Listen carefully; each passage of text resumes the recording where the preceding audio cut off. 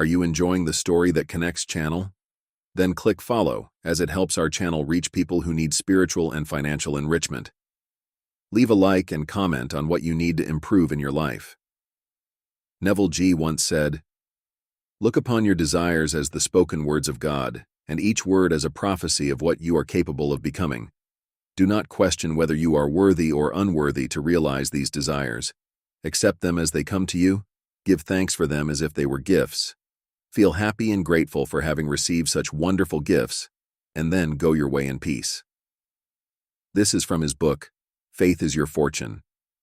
Today, I would like to discuss gratitude in two ways. First, feel grateful whenever a desire arises. Feel gratitude for having it. Secondly, feel gratitude for what was once desired and accepted as true in imagination, which now appears visible through the five senses. Gratitude allows us to generate more of these desirable experiences and also remain in our ideal state of consciousness. Thus, I title today's talk, Mind Map. The desire exists to be gratified in the activity of imagination. This is actually a quote from Neville's book, Awakened Imagination, in which I would like to reflect on some chapters with you. The first two chapters for a moment.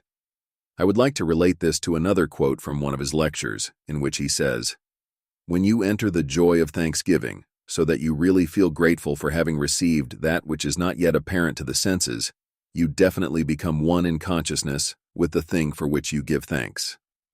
The way I relate to this is that the desire is the acknowledgement of already having, or, as he says, the desire exists to be gratified in the activity of imagination. So, if I experience it in imagination, I know I already have it. There is a feeling associated with this. Gratitude. The same can be said about experiences in life that were once desired, imagined, and accepted as true. Where once I captured the feeling of having what I desire, wonderful relationships, lifestyle, certain experiences, etc. As I experienced them in life, they were first imagined. I am grateful. So, there is a feeling of gratitude for having received that which, as he says, is not yet apparent to the senses. The desire means I already have it. There is also a feeling of gratitude for experiencing in life what was once desired. I found this information about the law specifically in 2004 through Think and Grow Rich. It spoke about autosuggestion, which is thinking with feeling from the assumption of already having what you desire, from the assumption of already being who you wish to be, whether it's love, happiness, peace, bliss, fulfillment, whatever you desire. From the assumption of already having, by accepting that I already am, everything changes, and I follow a journey to realize the vision in some way, even if the final result was not apparent. In the journey to realize the vision, I remain grateful because I know I have already done the ACT. It is already done.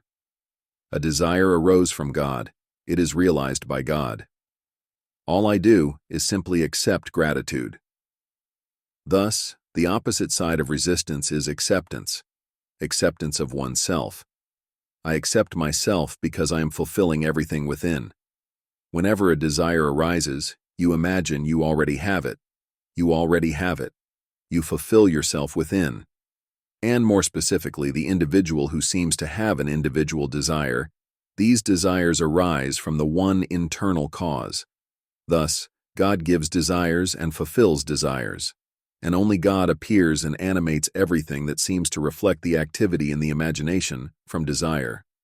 And everyone appears sharing the same desire, which is why I say, what you desire, desires you. Who you desire, desires you. I have noticed this in all the experiences of my life.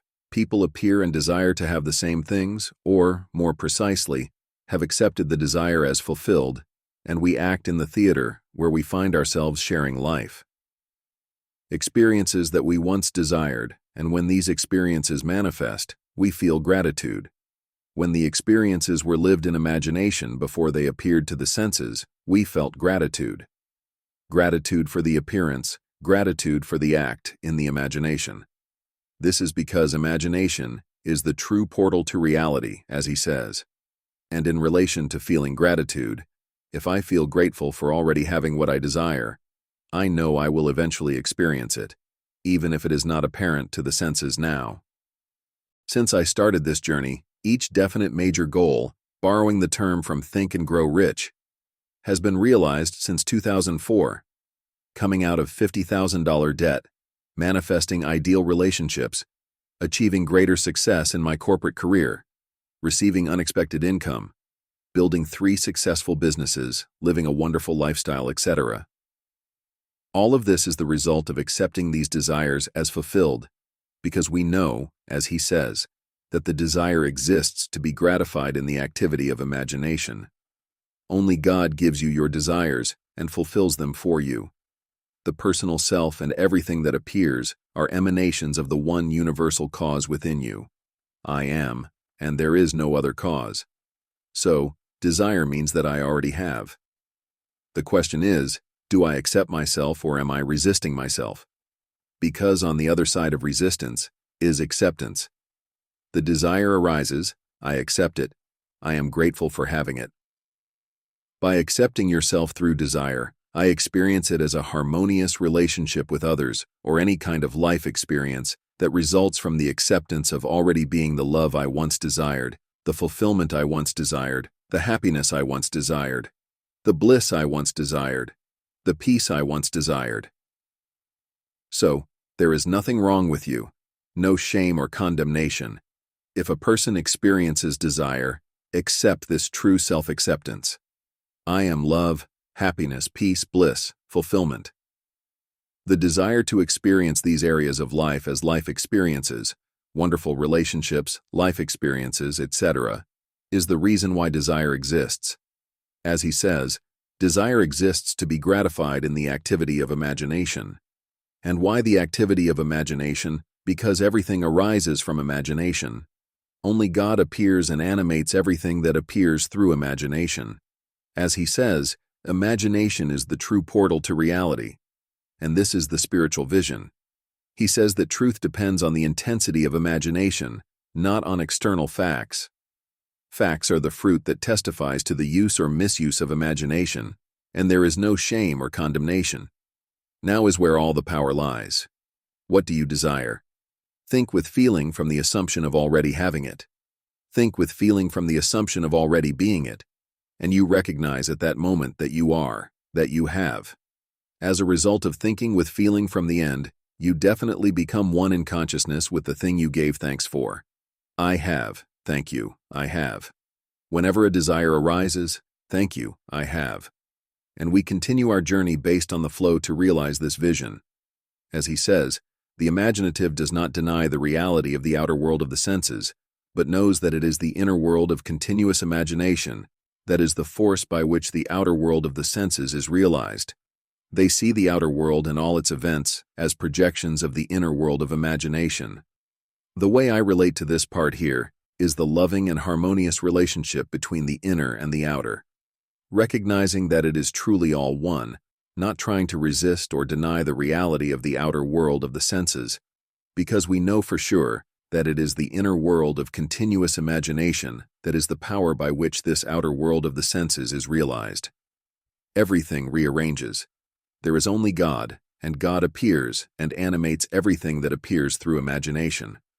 So, what do we say about the one internal cause? The personal self can have desires. The personal self seeks to know the true nature of the self, which is love, happiness, peace, bliss, fulfillment. The personal self understands the true nature of the self through desire, accepting the desire as fulfilled. We experience it as the true self. External life experiences, whatever they may involve, help us to know ourselves. We know the true nature of our being and experience the true nature of our being in physical, mental, emotional, and spiritual harmony. If there is spiritual, mental, emotional, and physical harmony, there is no conflict with the world, for we recognize the world for what it is. We accept what it is and recognize that the world visible through the 5 senses was first originated internally. Everything comes from within. There is only one internal cause. I am. He says the imaginative image is the only thing to seek. I love this part. The imaginative image is the only thing to seek, so we do not seek external proof, validation, or confirmation that may result in an identification in a way that someone tries to control things instead of allowing God to take care of everything. We simply accept in imagination that we already have, regardless of appearances. For as he says, every state exists as mere possibility while you think of it, but it is irresistibly real when you think from it. Identification with appearances, and more specifically, identification with past imaginative activities in which someone interprets the visible world through the five senses from the perspective of denial, such as denying their vision. Perhaps this person has said that I will not realize my vision. This environment or this condition says otherwise in terms of realizing my vision. We are taught in Romans 12:2 not to conform to the patterns of this world, but to be transformed by the renewing of the mind. Then we will be able to test and approve God's will, His good, pleasing, and perfect will. Do we accept that we already have what we desire, that we already are who we desire to be? If someone has truly accepted this, they recognize that the outer world of the senses is the outer world of becoming, and we know that the inner world of imagination is the true power. It is the only true proof, confirmation, and validation. And if someone seeks this in the external world, this can result in identification, forming an identity around things. You transcend this world. Yes, you experience this world. You experience what appears visible through the five senses. You experience the five senses. You witness the mental phenomena in the mind. You experience emotions. You experience behaviors. Thus, you transcend them. Appearances may change, but you remain the same. You are formless. You always remain the same. Who you really are is love, happiness, bliss, fulfillment, regardless of appearances. And therefore, there is no need to seek anything in this outer world. No approval, validation, confirmation. As he says, the imaginative image is the only thing to seek. So, we do not form any identification, which can result, as he says here, in no longer being able to excuse oneself by blaming the world of external things. Identification can result in pointing the finger at the outer world. Someone may believe that the cause or causes exist in the external world. There is no external cause. There is only one cause, one internal universal cause that animates everything and appears as everything that was animated. I am. And pointing to visible causes can be considered idolatry. There are no visible causes. Therefore, we do not need to form an identity around appearances. If someone forms an identity around appearances, if they identify with those appearances, then they may have challenges with what he says here. The imaginative does not deny the reality of the outer world of the senses. They may try to pretend that it does not exist, force things, live in fight or flight, instead of being in flow, instead of experiencing inner and outer harmony as one. Because they know that the inner world of continuous imagination is the power by which the outer world of the senses is realized. Someone allows the world to rearrange itself when they recognize that what they seek is found in imagination. Imagination is the proof, the confirmation, the validation, the approval. And that is everything because that is prayer. In Matthew 6:6 it is written, "But when you pray, go into your room, close the door and pray to your Father who is unseen. Then your Father who sees what is done in secret will reward you." This means going within yourself, turning your mind away from the evidence of the senses and focusing your attention on operating from an invisible desired state. Then your Father, who sees what is done in secret, will reward you. He says that determined imagination, thinking from the end, is the beginning of all miracles. The future must become the present in the imagination of the one who wisely and consciously desires to create circumstances. We must translate vision into being, thinking of into thinking from. Imagination must center itself in some state and see the world from that state. Thinking from the end is an intense perception of the world of fulfilled desire. So, again, why do we have desire? Desire exists to be gratified in the activity of imagination. The way I do this is by capturing the feeling of already having it. If it's love that I desire, I already have it, and it appears. If it's fulfillment, happiness, bliss, I already have it, and it appears. If it's something specific, A particular business goal, a certain type of relationship, I already have it, and it appears. Was it. Second, in relation to what has already been desired and accepted as true in the imagination, which now becomes visible to our senses. Gratitude allows us to generate more of these desirable experiences and maintain our ideal state of consciousness. I titled our conversation today, Mental Map, Desire Exists to be Gratified in the Activity of Imagination. As Neville said, by feeling gratitude for having received what is not yet apparent to the senses, you become one with the thing for which you gave thanks. Desire is the acknowledgement of already possessing, as he says, desire exists to be gratified in the activity of imagination. Think about it. If you experience something in your imagination, you already have it. There's a feeling associated with it, gratitude. The same goes for experiences in life that were once desired and imagined as true. When we live them, we should be grateful. Desiring means we already have. Feeling gratitude for the imagined experience that is now real is the key to continue living in harmony with our desires. Since I started this journey, all my major goals have been achieved. I got out of a $50,000 debt, built ideal relationships, achieved success in my corporate career, received unexpected income, built 3 successful businesses, and lived a wonderful lifestyle. All of this was the result of accepting these desires as fulfilled. We know, as Neville said, that desire exists to be gratified in the activity of imagination. Only God gives and fulfills desires. Self-acceptance is essential. Whenever a desire arises, imagine that you already possess it. By accepting the desire, we experience a harmonious relationship with others and with life. True self-acceptance is recognizing that we already are love, happiness, peace, bliss, and fulfillment. The desire to experience these areas of life is natural and should be accepted as already realized. There's nothing wrong with having desires. These desires are divine gifts, and by accepting them, we acknowledge that we already possess them. But when you pray, go into your room, close the door, and pray to your Father who is unseen. Then your Father, who sees what is done in secret, will reward you. Matthew 6:6. This means going within, away from the evidence of the senses, and focusing on the fulfillment of desires. Think from the end to the beginning.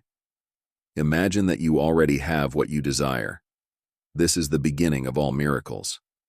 When you truly feel gratitude for something that is not yet apparent to the senses, you become one with that desire. Accept that you already have it, and observe how the world changes to reflect that state. I remember a specific moment when I walked into a room feeling unfulfilled. The people around me reflected this lack of fulfillment, seeking approval and validation. So, I captured the feeling of being fulfilled, regardless of appearances. Instantly, people changed. Relationships became harmonious. When we know we are already fulfilled, we don't need to seek external validation. Everything appears to reflect our state of fulfillment.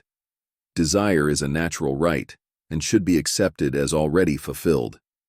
Do not suppress or repress your desires, as they are gifts from God. Accept them with gratitude and watch how the world changes to reflect your internal states. As Neville says, imagination is the power by which the world of senses is made. Give thanks for already having what you desire and allow the world to rearrange itself to reflect that state. In conclusion, always remember to give thanks to God for giving and fulfilling your desires. Desire exists to be gratified in the activity of imagination. Give thanks and feel fulfilled in your imagination.